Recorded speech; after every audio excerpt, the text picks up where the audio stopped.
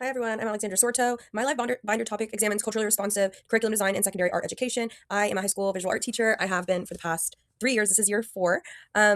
And why is this essential for equity, engagement, and critical thinking? This topic matters to me as a high school art teacher because curriculum design directly influences my students' agency, identity development, and opportunities for meaningful inquiry, which at the high school level, so much emotionally can come out in visual art class. So I really love to choose this topic. It's very meaningful to me in my teaching practice. Okay, so why does this matter? Research consistently shows that culturally responsive curriculum design positions students' cultural identities and lived experiences as instructional assets they bring to the classroom rather than barriers to learning. So in secondary art education classrooms like mine, this approach supports identity development, student agency by allowing students to connect personal meaning to their work.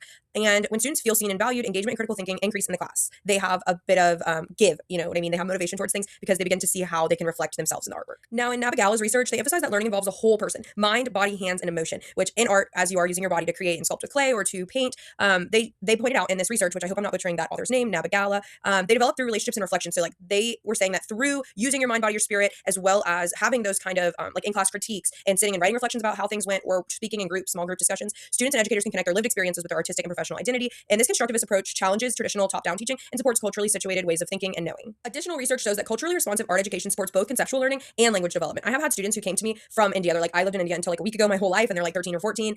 Usually it's like a freshman. Sometimes I have had a senior come in before, but so thinking about those students that I serve, Anderson and Graham's research demonstrates that indigenous STEAM projects that truly have science, technology, engineering, art, and math allow students to build meaning through collaboration, material exploration, and cultural symbolism. Then Cipher and Haynes 2019, they further explain that academic language develops through inquiry-based participation rather than isolated instruction, especially for those multilingual learners.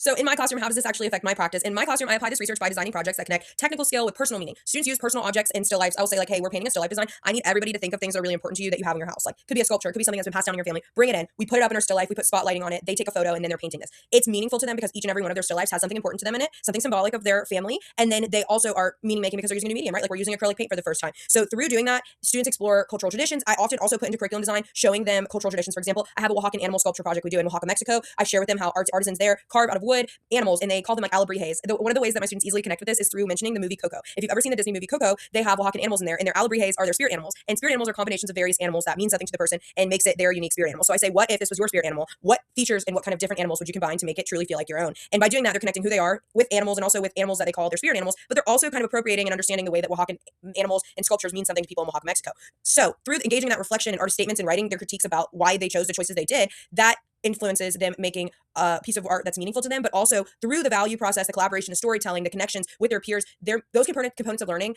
are more valuable almost in the final product of what they're making. So teaching them to focus on the process and not just solely on the final product really shows them that the meaning, and not just the meaning making, but also the things we're doing in art class mean more to who we are in our development of ourself and our identity beyond just the clay animal, whether the clay animal ends up being really amazing or not. So all this stuff means a lot to me in my classroom. So I hope that you gain something from this and understand what my live binder research is about. And I look forward to further developing it throughout this semester and posting it all to my live binder to share with y'all. Have a great rest of your day.